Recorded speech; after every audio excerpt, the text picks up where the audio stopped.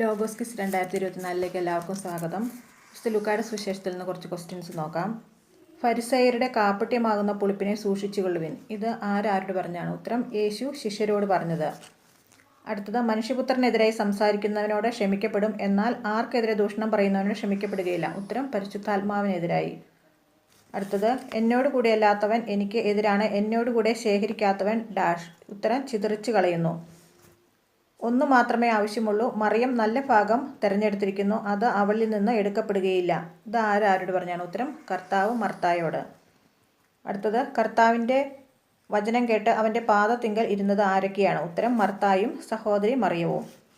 അടുത്തത്, ഞാൻ യോഹന്നാനെ ശിരച്ഛേദം ചെയ്തു, പിന്നെ ആരെക്കുറിച്ചാണ് ഞാൻ ഇക്കാര്യങ്ങൾ കേൾക്കുന്നത്? ഇത് ആരാണ് പറഞ്ഞത്? ഉത്തരം ഹെറോദേസ്.